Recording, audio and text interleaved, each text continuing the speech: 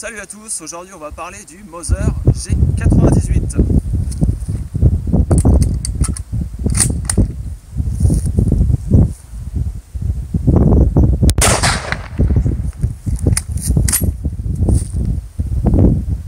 Alors, si le Lebel est le fusil iconique des combattants français de 14-18, clairement le Moser G98 est lui le fusil représentant parfaitement le combattant allemand de 14-18. Alors clairement, si on devait comparer le Lebel et le G98, clairement le G98 lui est supérieur. Alors après, il y a quand même 16 ans d'écart entre le Lebel et le G98. 16 ans à l'époque, c'est énorme parce qu'on est à la fin du 19e siècle, c'est en pleine effervescence armurière.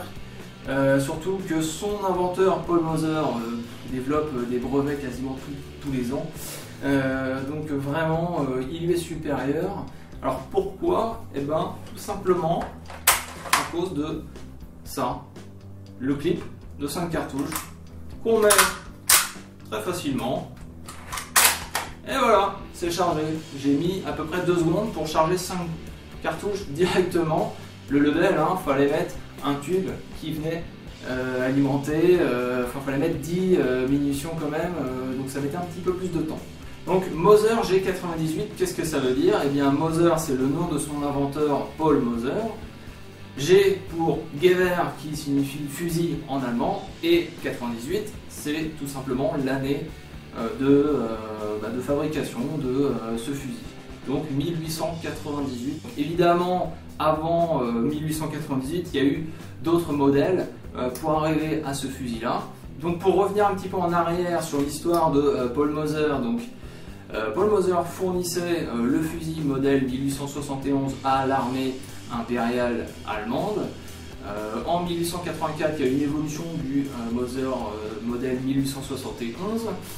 Sauf que, pas de bol, 2 ans plus tard, la France adopte le fusil Lebel avec sa munition révolutionnaire, donc avec de la poudre sans fumée. Donc l'armée allemande, évidemment, ne peut pas perdre la face par rapport à la France, donc va tout de suite changer pour un nouveau fusil qui ne sera pas un Moser, qui sera le fusil G88.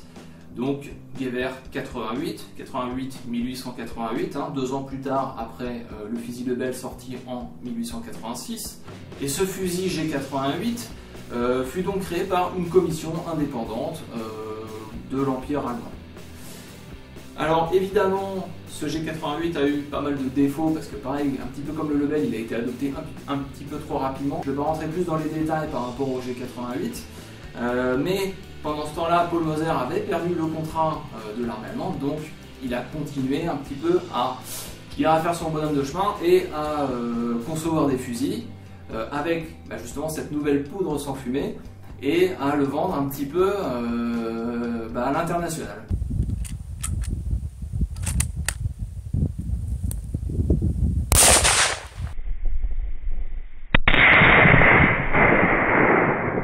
Alors, la première puissance étrangère à adopter un fusil Moser à poudre sans fumée ne fut pas l'Allemagne, mais fut la Belgique, avec le modèle 1889. Le modèle 1889 était vraiment très bon.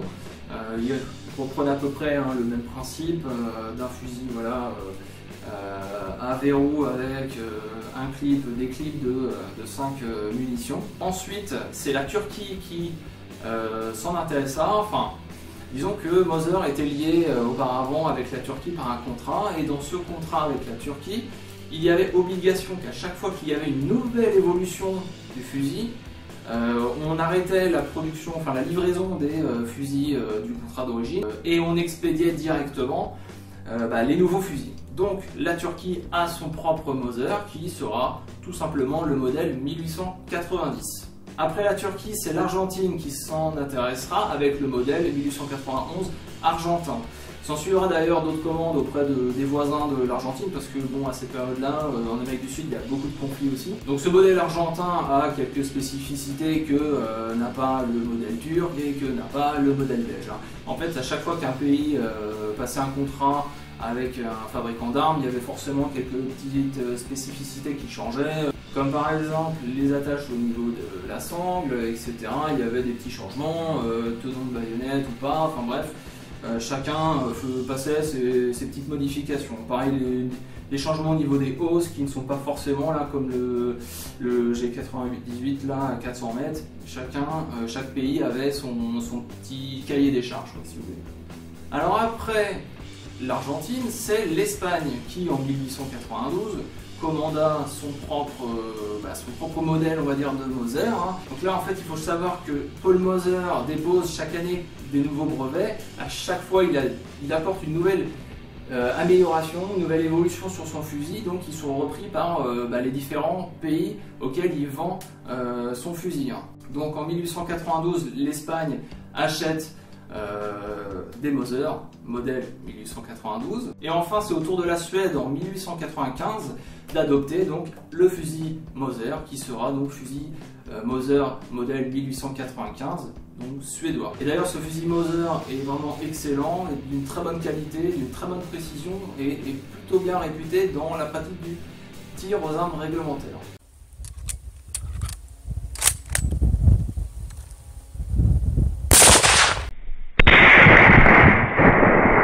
Alors évidemment, l'armée allemande, voyons un petit peu ce nouveau fusil qui est d'une très bonne facture, qui est excellent, adopté un petit peu à droite à gauche dans divers pays, notamment des voisins, eh bien s'en intéresse de plus en plus. Et surtout le G88 qu'elle avait adopté un petit peu trop rapidement lui coûte un peu trop cher à faire évoluer.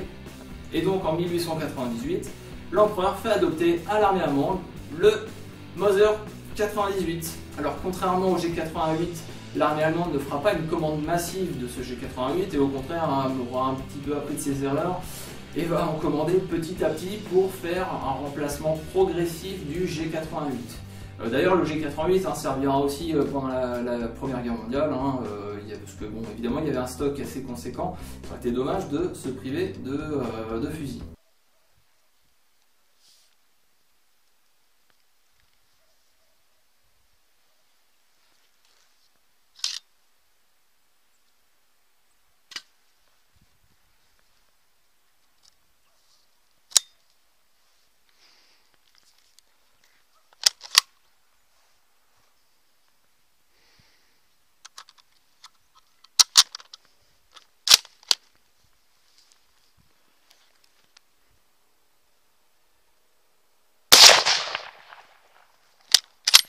Alors comme je le montrais au début de la vidéo, le chargement est vraiment extrêmement simple de ce fusil.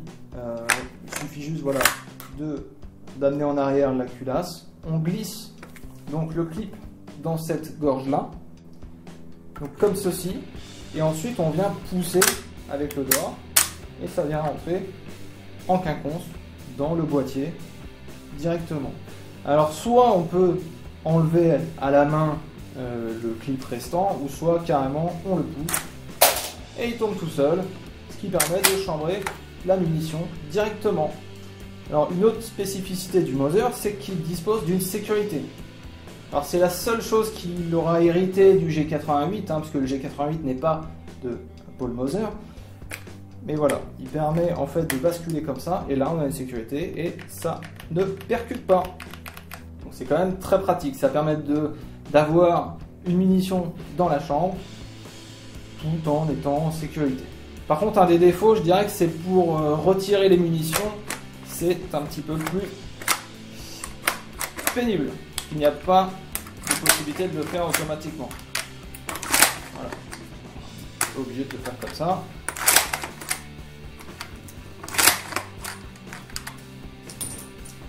Voilà. Alors on peut regarder la hausse aussi qui est assez particulière, qu'on nomme vulgairement la hausse toboggan, qui est quand même pas mal fait. Donc il y a deux points de boutons de pression, là, tout simplement des deux côtés, il suffit d'appuyer et on se bloque. Donc là par exemple je veux tirer à 1,2 km, je me positionne comme ça et il ne me reste plus qu'à viser avec le fusil. Alors le gros défaut de cette mire, c'est quand même qu'elle commence à 400 mètres. Ce qui veut dire que c'est assez compliqué quand on veut tirer sur une cible qui est à 100 mètres. En fait, il fallait énormément compenser.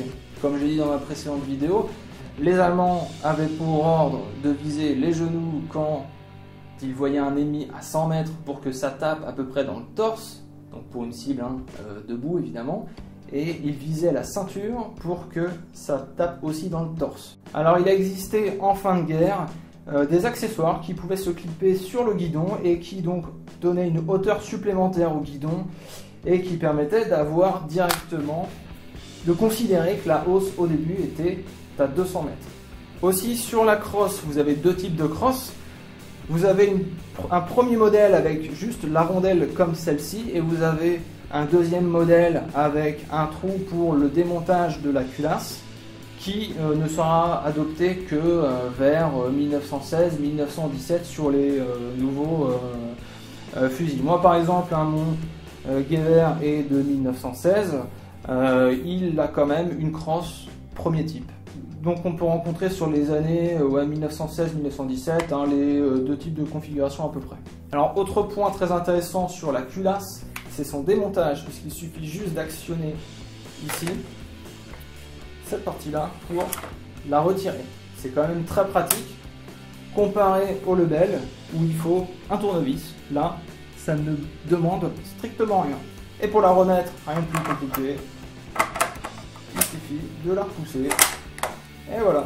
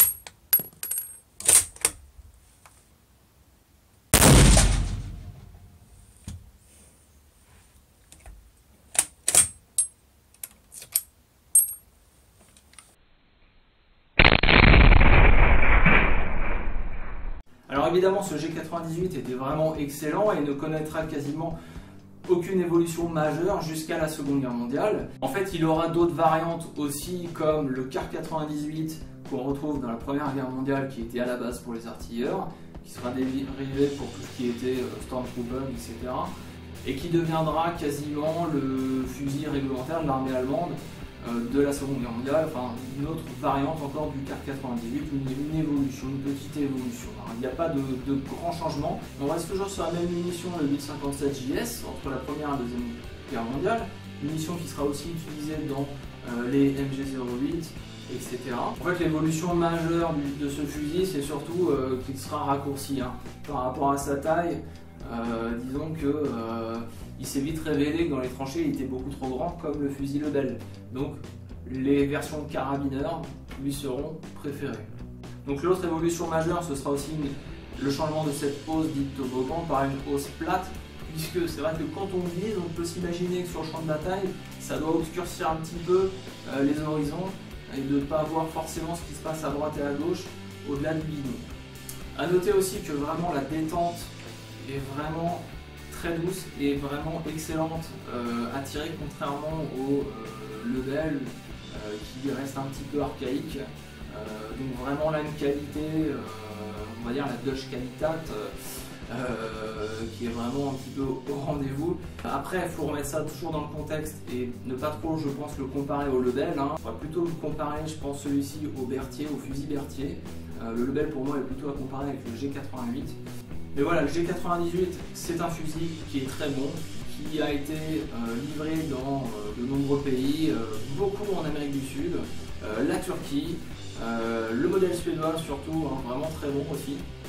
Et puis qui a connu vraiment une très longue carrière aussi dans l'armée impériale et puis l'armée du Reich ensuite durant la Seconde Guerre mondiale. Et même la France, quand elle occupera l'usine Moser en 45 et 46, produira Alors ce ne sera pas des G98 hein, évidemment, ce sera des Car 98 et on aura des modèles, par exemple le modèle yougoslave, le M48 qui est aussi très bon et qui sera donc M48 hein, 1948. Voilà, donc merci d'avoir suivi cette vidéo. N'hésitez pas à commenter, à liker surtout. Je remercie ceux qui me soutiennent et puis à la prochaine.